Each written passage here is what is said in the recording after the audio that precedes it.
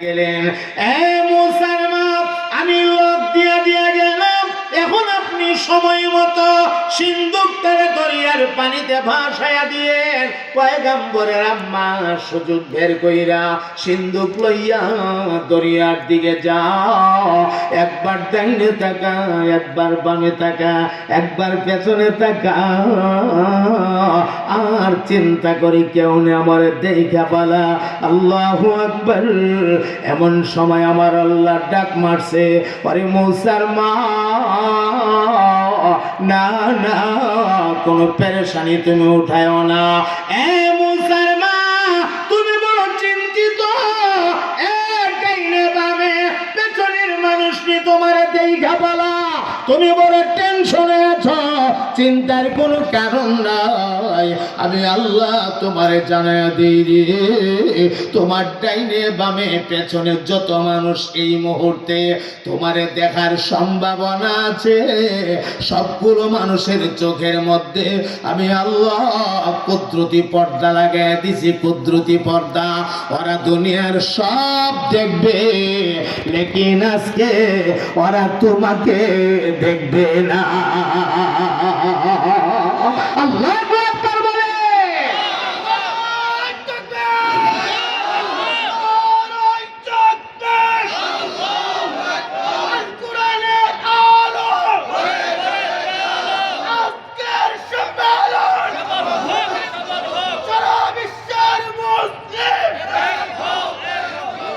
আমার মুহতারাম দোস্ত, এ দাঙ্গার মুসলমানেরা, এই সিন্দুকটা ভাসায় দেওয়ার পরে আমি সংক্ষেপে শেষ দিচ্ছি, মনোযোগ দেন।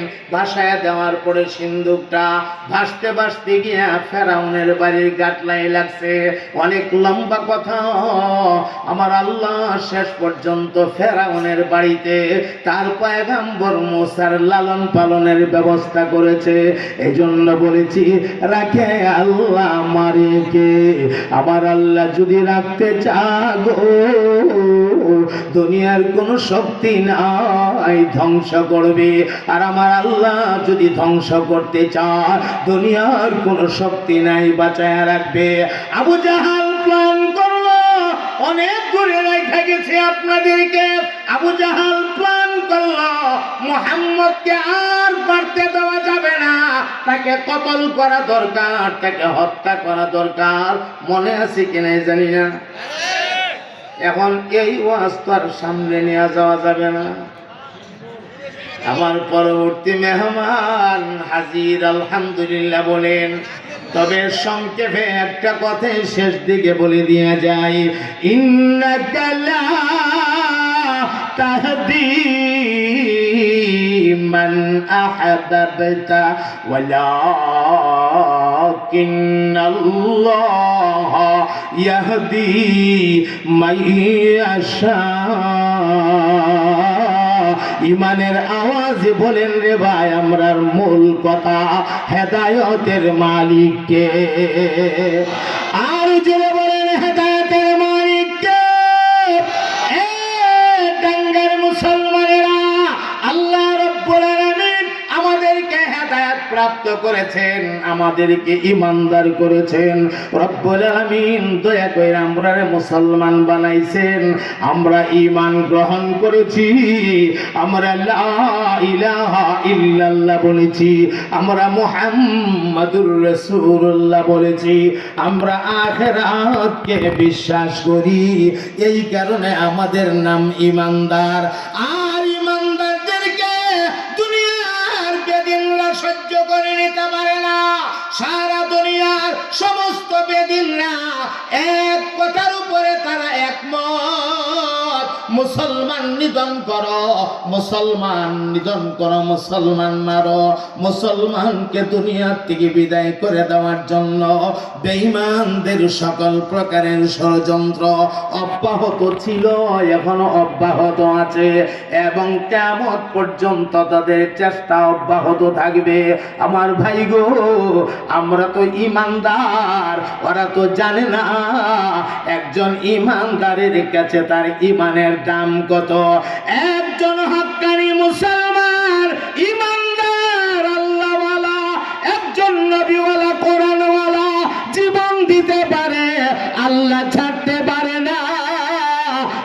দিতে পারে, আল্লাহ ছাড়তে পারে না।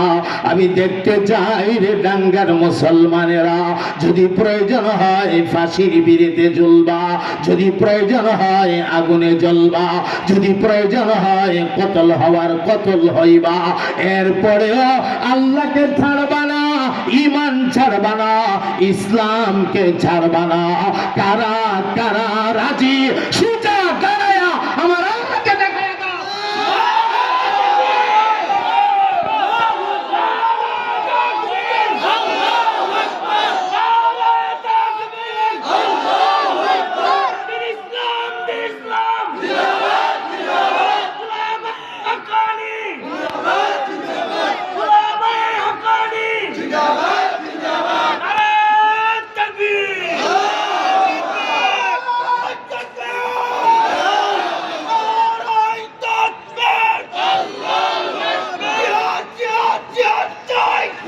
আমার মুহতারাম দোস্ত, এজন্য রব্বুল আলামিন বলেছেন ইন্নাল্লাযীনা ক্বালু রাব্বুনাল্লাহ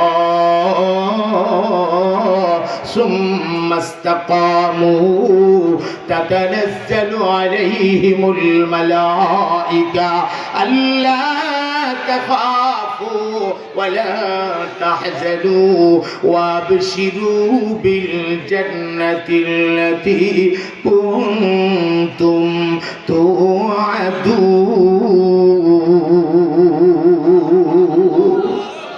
আল্লাহ রাব্বুল আলামিন বলেন, যারা বলেছে রব্বুল আল্লাহ, আমাদের রব একমাত্র আল্লাহ, সুম্মা ইসতাকামু, এবং এই কথার উপরে অটল হয়ে গেছে, অটল হয়ে গেছে। আল্লাহ বলেন এই কথাই যারা মজবুত হয়ে যা, যখন সাকরাতে মউত শুরু হয়ে যা, এমন সময় তাদের কাছে একদল ফেরেশতা নাজিল হয়ে যা, তাতানাজ্জালু আলাইহিমুল মালায়েকা, একদল রহমতের ফেরেশতা নাজিল হয়ে যা, আর ফেরেশতারা বলতে থাকে আল্লাহ তাখাফু, হে ইমানদাররা তোমরা আর কোনো ভয় নাই, ওয়ালা তাহজানু, তোমরা আর কোনো পেরেশানি নাই, আমরা আসছি আল্লাহর তরফ থেকে তোমাদেরকে আল্লাহর ওয়াদাকৃত জান্নাতের সুসংবাদ দেওয়ার জন্যে। আমার ভাই এখন বলে ইমানদার হতে পারাই খুশি না বেজার। আমার মুহতারাম দুস্থ